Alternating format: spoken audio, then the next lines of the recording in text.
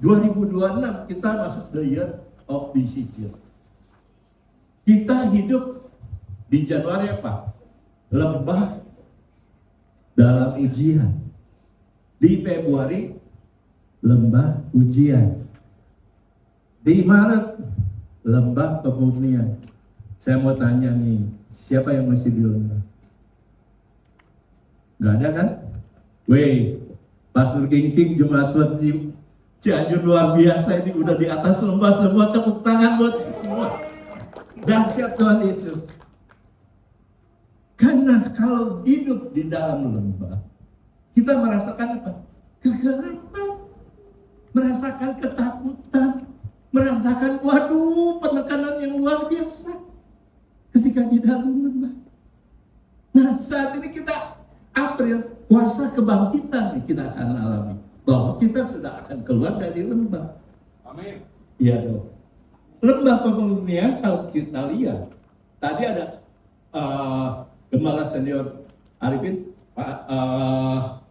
Pastor Mrs. May, luar biasa kan mengalami pemurnian hidup. Sampai anaknya tiga-tiganya nggak ada, sampai menyerahkan semuanya. Kalau bukan Tuhan yang menghidupi dia, siapa lagi? Gak mungkin, dia akan kecewa. Kok percaya Tuhan mengalami sesuatu yang tidak mengenakan, tapi bagi Tuhan dia dipakai untuk menjadi saksi dan seperti Sadra, Mesa dan Abednego. Ketika kita tahu Raja Nebukadnezar membangun patung, siapa yang tidak menyembah patung tersebut akan dihukum masuk dapur api. Bukankah itu pemurnian iman yang dihadapi Sadra, Mesa dan Abednego? Akhirnya dimasukkan dia, masuk ke dapur api. Tapi si raja itu melihat si Sadrak sebelum dimasukkan, dia bilang, sekalipun Allahku tidak menolongku, namun aku tetap percaya. Ketika dia dimasukkan, Raja Nebukadnezar melihat ada 4 orang. Pada saat melihat 4 orang tersebut, akhirnya disuruh keluar. Akhirnya bilangnya apa Raja Nebukadnezar? Hai hamba Allah yang diurapi. Hai jemaat Roh Cianjur yang diurapi dikasih Tuhan, telah lolos dari lembah-lembah kekelaman. Bukankah iman Sadra, Mesa, pemurnian iman itu dia lakukan? Dia Allah yang dia percaya, Allah yang setia, Allah yang tidak pernah meninggalkan.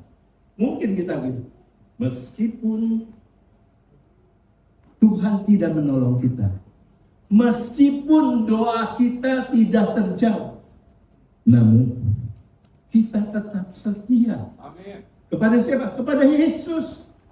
Bapak Ibu hidup di dalam pergumulan, apakah enak? Siapa yang tidak pernah menangis? Oh, di sini nggak ada yang menangis, jauh semua. Tema minggu ini apa? Ketika air mata dan harapan berjalan bersama. Ya pasti ketika kita menangis, air mata dan harapan ada. Apa ketika namanya menangis, bahasa air mata lah bahasa yang jujur. Bahasa yang disenangi sama Tuhan. Gak ada bahasa kata-kata yang murni selain menangis.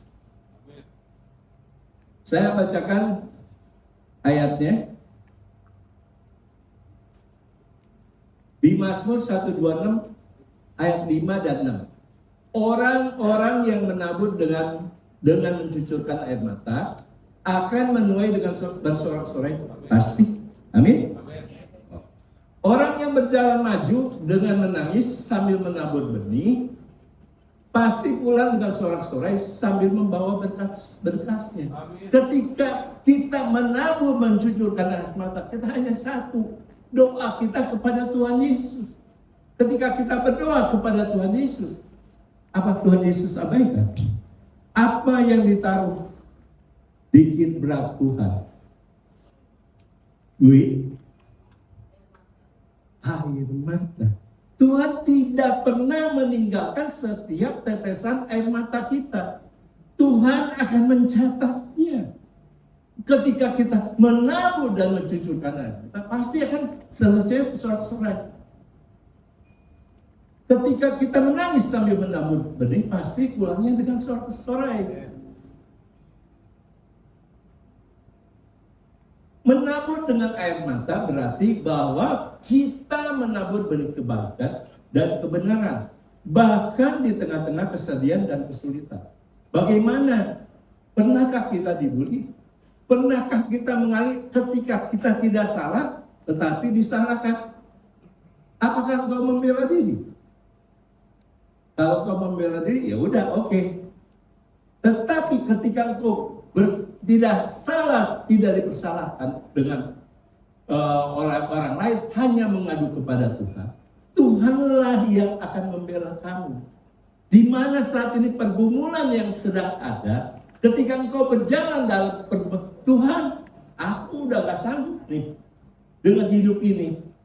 Hanya kepada Tuhan saja aku berserah. Menangis karena memiliki harapan yang belum terjawab. Tetapi masih percaya bahwa Allah akan menjawabnya. Ketika kita berserah Tuhan, mungkin kita berkeluh kesah, waduh, hari ini sangat lelah sekali. Hari ini begitu banyak tekanan, baik dalam pekerjaan, baik dalam rumah tangga, mungkin dalam kesulitan ekonomi. Tetapi ketika engkau berserah kepada Tuhan, pasti kau berdoa, mencucurkan air mata, terus besoknya tidur. Kamu bangun pagi lagi nggak? Bangun, segar nggak? Siapa itu? Kalau bukan Tuhan. Karena Tuhan menyertai. Tuhan tidak pernah meninggalkan kita. Setiap doa kita, tetesannya, Tuhan mendengar. Tuhan memberikan, walaupun masalah masih ada, tapi kekuatan iman, kekuatan tindakanmu akan berjalan bersama Tuhan. Menuai dengan bersorak-sorai pasti berarti bahwa kita akan menuai hasil yang baik dan bersukacita karena kita telah menabur dengan air mata. Tuhan tak pernah janji langit selalu biru, tapi Dia berjanji selalu menyertai. Bukankah badai kehidupan setiap hari ada pada kita? Amin. Tapi dengan kita berjalan bersama Tuhan, badai itu kita bisa lewati kok. Amin. Kalau Tuhan di 2025 menyertai kita, sampai saat ini juga Tuhan yang di 2026, Tuhan yang sama menyertai kita. Tidak ada satupun yang akan membuat kita takut, khawatir, karena kita berserah. Apalagi tadi pujian-pujian tadi menguatkan iman kita. Jangan ragu untuk menangis. Berarti bahwa kita tidak perlu ragu untuk menangis. Karena air mata kita tidak sia-sia. Tadi kan saya tanya, siapa yang tidak pernah menangis? Pak Isan pernah menangis ya? Sorry. Pak Isan tuh hatinya gembur. Om Amin menangis gak? Menangis. Hanya mengatakan Tuhan. Air mata itu bahasa jujur. Tuhan sangat senang mendengarnya. Walaupun kata-kata kita tidak keluar, tapi ketika kau ada satu urapan mengalir di hati kita, Roh Kudus yang memberikan kita menjadi inti.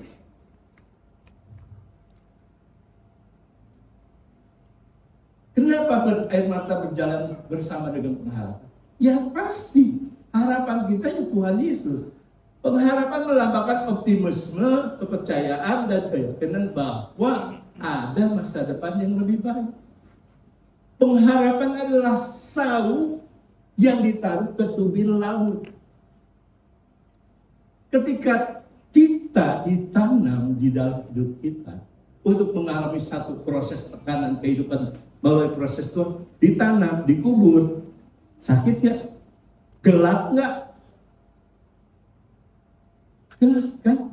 Ketika kita ditanam, dikubur, tapi kita hanya bersandar kepada Tuhan, kita melihat kedahsyatan Tuhan, keajaiban Tuhan oleh firman-Nya. Sau itu kapal, ketika badai datang, dia menurunkan jangkarnya sampai ke tubir laut.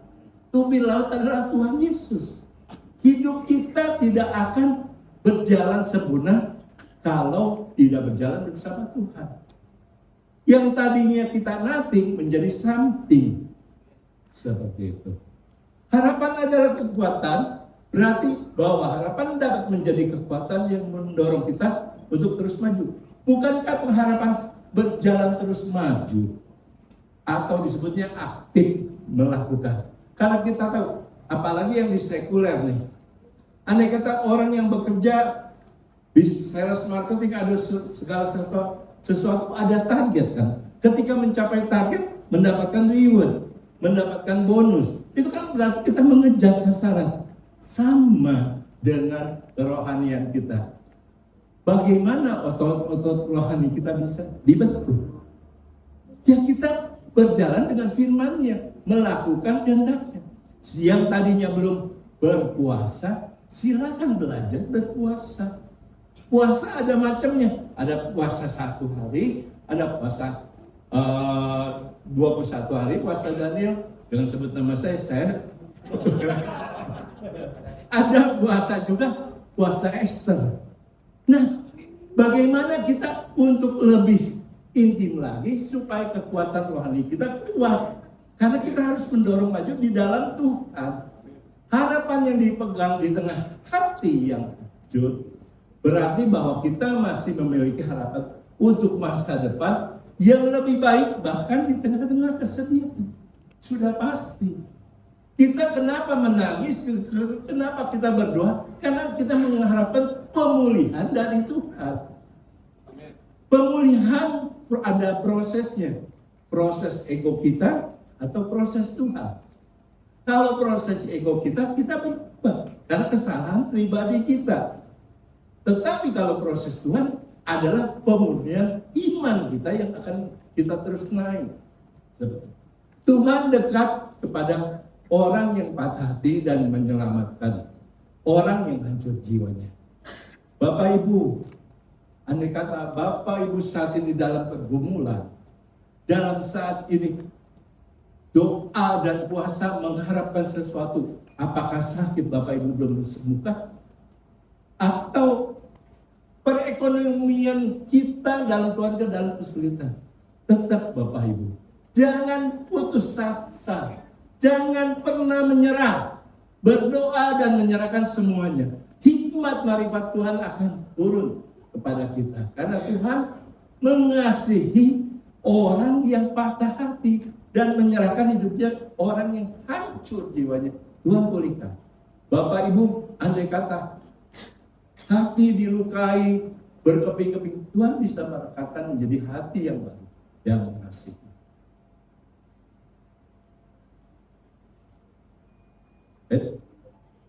Sorry. Bisa bantu? Poin 1. Oke. Ini poin 2. Oke. Air mata bukan tanda kegagalan. Saya bacakan Yohanes 11 ayat 17, 35 dan 43.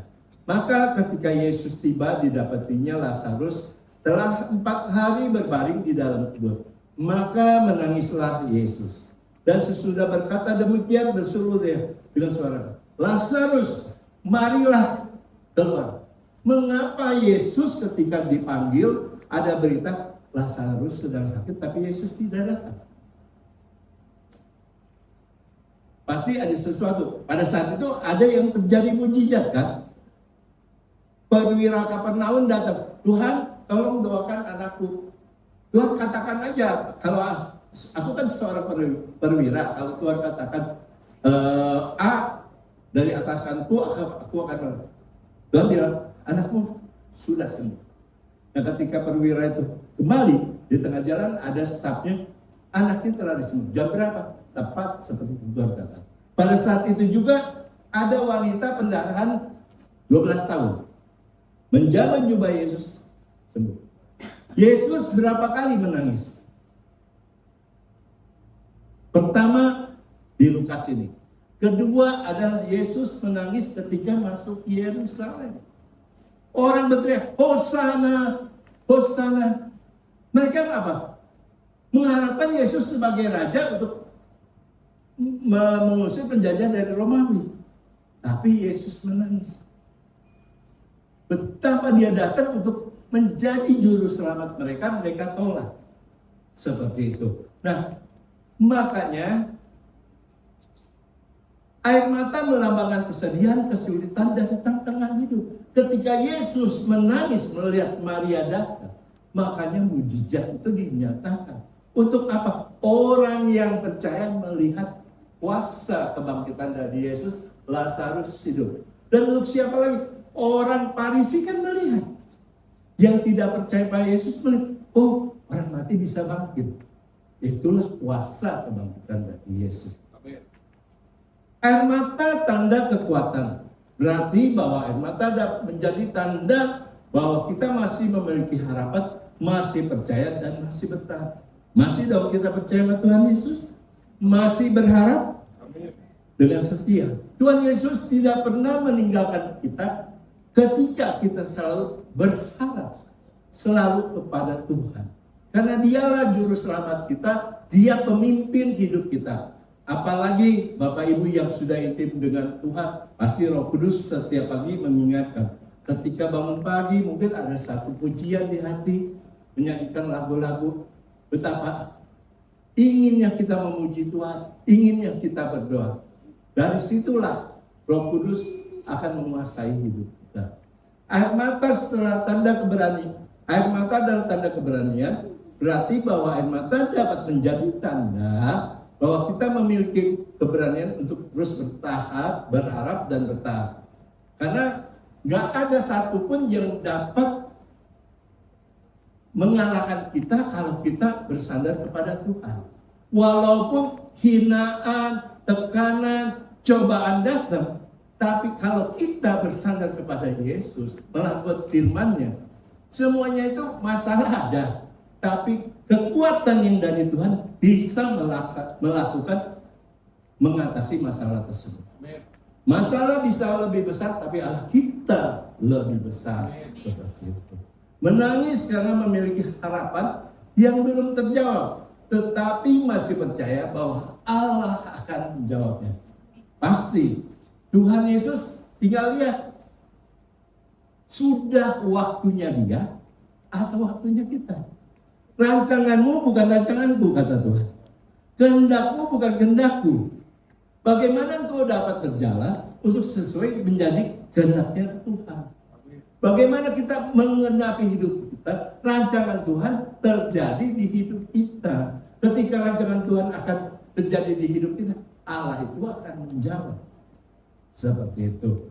Diberkatilah orang yang bersedih, karena mereka akan dihibur. Karena setiap kesedihan, jangankan Tuhan, manusia aja kalau melihat orang yang menangis apa? Langsung mendekati, langsung memeluk. Kamu kuat ya, kamu pasti bisa melewati semua. Apalagi Tuhan yang taruh air matamu di kiblatnya, nggak mungkin.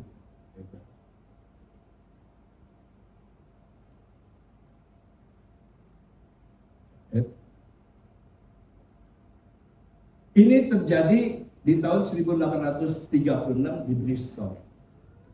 Ada seorang pastor yang memelihara panti asuhan kurang lebih 100 sampai 10.000 sampai 10.000 anak panti. Nah, ketika dia berdoa, dia tahu dia tidak pernah meminta-minta kepada orang untuk sumbangan. Nah, ketika dia berdoa, dia lihat besok paginya dia tahu tidak ada makanan yang harus dimakan oleh anak-anak panti. Dia kumpulkan anak-anak panti 300 orang, disiapin piring, disiapin. Dia berdoa, Tuhan, terima kasih untuk makanan yang akan Tuhan siapkan. Atas anugerah Tuhan pada pagi hari ini, kami percaya. Sebelum dia berkata amin, tiba-tiba ada yang ketok. Dibukakan pintu. Pastor, saya semalam tidak bisa tidur. Jam 2 pagi saya dibangunkan oleh Tuhan. Saya disuruh dibuat roti. Ini pasti rotinya. Pastor itu tersenyum. Tuhanlah yang menggerakkan. pengusaha roti tersebut. Sebelum pengusaha roti itu selesai, tiba-tiba dari arah itu melewati rumah dia, gerobak susu, pengantar susu, tiba-tiba macet gerobaknya, berhenti. Terus dia lihat perbaiki, waduh, ini mesti seharian. Kalau saya perbaiki ini, susu saya nggak bisa diantar ke kota, akan basi. Akhirnya melihat itu ada rumah, dia mampir. Oh ya pastor, mohon terima ya susu ini. Akhirnya diterima. Kalau bukan Tuhan siapa? Bapak Ibu, setiap masalah kita, bila saat ini masih ada, percaya. Karena tidak mungkin Tuhan meninggalkan kita. Orang benar jatuh 7 kali, bangkit 7 kali. Amin. Bahkan 8 kali bisa susah. Amin. Per, tahu per kan? Ketika kita mendapat tekanan-tekanan terus, ketika kita bisa meloncat membab lebih tinggi. Apa problem kita saat ini? Mungkin keuangan kah? Atau keluarga kah? Atau anak kita kah? Pasti Bapak Ibu percaya bahwa semuanya akan terlewati, akan menikmati sorak-sorai ketika Bapak Ibu percaya dengan Tuhan Yesus. Amin. Poin kedua, tetap menabur meskipun menangis. Wow. Pengkhotbah 11 ayat 6. Taburkanlah benihmu pagi-pagi hari dan janganlah memberi istirahat kepada tanganmu pada petang hari, karena engkau tidak mengetahui apakah ini atau itu yang akan berhasil. Kedua-duanya sama baik. Kita tahu kan petani, kalau kita petani berarti kan pagi-pagi harus menabur, membajak sawahnya. Ketika menabur, dia tahu tuh benih itu bisa tumbuh. Siapa yang memberikan pertumbuhan? Ya Tuhan. Ketika dia selesai dalam taburan itu dalam 2 minggu, 3 minggu, akhirnya sebulan kemudian tumbuh tunas. Tunas itu adalah tunas untuk bertumbuh seperti padi, jagung. Bagaimana dalam hidup kita? Tekanan yang kita alami ketika kita menyerahkan, semuanya akan diselesaikan. Minimal otot rohani kita tambah percaya. Tuhan tidak pernah meninggalkan kita. Amin. Hidup tidak selalu berada dalam musim yang mudah. Ada masa di mana kita harus tetap melangkah, kerja, melayani, bahkan memberi di tengah hati yang sedang terluka. Siapa yang merasa dibully? Ketika pelayanan tidak dihargai, ketika bisnis Anda dilecehkan, bisnis Anda ada yang berbuat curang pada Anda, atau keluarga kita, tetaplah kita menyerahkan semuanya masalah tersebut kepada Tuhan. Karena di tengah hati yang sedang terluka, kalau kita berserah sama Tuhan, Tuhan yang bela. Apakah masih perlu menabur ketika hati sedang menangis? Firman Tuhan menjawab, ya. Tetap menabur, tetap bergerak, tetap berkarya. Ketika kita menabur, berarti kan otot rohani kita yang digerakkan untuk kita percaya. Apa yang masih kurang di hidup kita? Introspeksilah iman kita kah? Atau kelemahan-kelemahan yang ada, egois kita yang harus dikikis. Ya, ketika kita menyerahkan semuanya, Roh Kudus memberikan penghiburan, sukacita, dan memberikan penguasaan diri nantinya. Tidak semua taburan berlangsung terlihat hasilnya. Tidak semua usaha langsung berbuah. Tetapi Tuhan melihat setiap benih. Tuhan mengingat setiap air mata. Seringkali benih yang ditabur dengan air mata justru menghasilkan tuaian yang paling dalam. Iya dong, pasti. Karena apa yang kita harapkan dari Tuhan adalah hidup yang penuh percaya dengan Roh Kudus, otot rohani kita kuat, diberikan kekuatan menghadapi semua masalah. Kita hanya senternya kepada Tuhan Yesus. Tuhan menilai kesetiaan bukan sekedar keberhasilan. Tuhan tidak melihat rupa, tapi Tuhan melihat hati. Lakukan bagian kita, biarkan Tuhan yang mengurus hasilnya. Jalanilah prosesnya. Kalau prosesnya kita jalani seberat apapun, kalau berjalan dengan Tuhan, walaupun kita lelah, pasti duka cita kita digantikan sukacita. Air mata digantikan menjadi mata air. Ratapan kita menjadi tarian di hadapan Tuhan. Poin ketiga, ada tuaian setelah air mata. Yesaya 61 ayat 3. Untuk mengaruniakan kepada mereka perhiasan kepala ganti abu, minyak untuk pesta ganti kain kabung, nyanyian pujian-pujian ganti semangat yang pudar, supaya orang menyebut mereka pohon terbangkit kebenaran, tanaman Tuhan untuk memperlihatkan keagungan. Ini ketika zaman Yesaya. Yesaya itu dalam konteks bahasa Israel sedang dalam kondisi hancur lebur, abu perkabungan semuanya. Secara tidak ada harapan, namun Tuhan berkata, sekalipun sebaliknya bukan sekedar kembali seperti semula, tetapi menjadi lebih indah dari sebelumnya. Kita lihat pada saat waktu itu zaman Esther. Esther dengan Mordekai. Esther diangkat menjadi ratu oleh Raja Ahasveros. Nah, ketika Haman akan menghancurkan bangsa Israel, ketika Haman menghancurkan bangsa Israel, akhirnya Mordekai lapor ke Esther. Esther bilang, mari kita berkabung menjadi pakaian kita untuk melakukan puasa 3 hari. Esther melakukan puasa tersebut dengan sebaik-baiknya, seluruh rakyat Israel melakukannya. Apa yang telah terjadi? Bukankah duka cita dikembalikan menjadi sukacita? Yang tadinya Mordekai harus digantung, disulam, akhirnya Haman. Ketika semuanya dilakukan, Esther memuji Tuhan dan memuliakan nama Tuhan. Bangsa Israel diselamatkan. Nah, terus di Mazmur 126 ayat 5 dan 6 itu perikopnya pemulihan Sion. Yang disebut pemulihan Sion adalah orangnya maunya apa nih? Bangsa Israel itu ketika dijajah, cerai-berai, akhirnya ada di Raja Persia, Asakasta bicara kepada Nehemia, memberikan surat izin. Nehemia mendapatkan satu rema dari Tuhan. Dia melihat bangsa Israel itu terjajah, tercerai-berai, tembok Israel itu runtuh sama sekali. Nah, air mata adalah bagian dari musim tuaian, adalah hasil dari kesetiaan. Dalam musim itu, air mata bukan air cerita, karena dari Tuhan selalu ada tuaian yang menanti.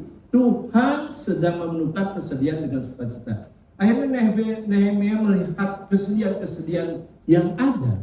Dia meminta izin untuk membangun tembok Israel. Dari seorang juru minum, diubah Tuhan menjadi ahli strategi, ahli bangunan, membangun tembok, menjaga kota, menjaga Yerusalem. Akhirnya dibangunlah pemulihan yang terjadi. Seperti itu. Bagaimana pemulihan Sion yang ada di hidup kita? Seringkali kita ingin langsung dari luka menjadi sukacita, tapi tidak mau melalui prosesnya. Tetapi Tuhan membawa kita melalui proses menuju pemulihan. Lalu kemuliaan. Mazmur 30 ayat 6. Pada waktu petang datanglah tangisan, pada waktu pagi terdengar sorak-sorai. Bukankah kita berdoa selalu menyerahkan hati kita pada bisa pagi hari, bisa malam hari? Pemulihan yang bagaimana yang Tuhan mau? Bapak Ibu saat ini dalam keadaan lukakah? Dalam pencobaankah? Yang tidak pernah kunjung padam? Atau dalam bisnis kita yang mengalami stagnasi? Siapa kalau bukan Tuhan? Well, di sana itu. Semuanya itu karena Tuhan. Karena Tuhanlah yang memberikan pemulihan. Sebentar lagi kita akan mengalami Paskah. Puasa kebangkitan di dalam Paskah ini. Karena Tuhan Yesus hanya memerlukan kesiapan hati kita. Tuhan Yesus mencintai free will. Kalau kita tetap bertahan, kalau kita tetap enggak membuka hati, luka-luka kita tidak akan disembuhkan.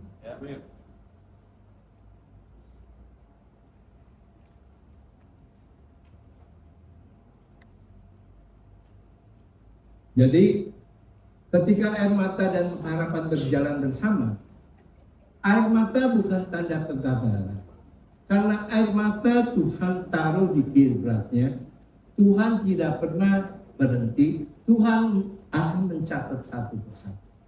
Pasti kita akan menuai, tetap menabur meskipun menangis. Ketika kita menabur, ada kekuatan Tuhan yang dahsyat.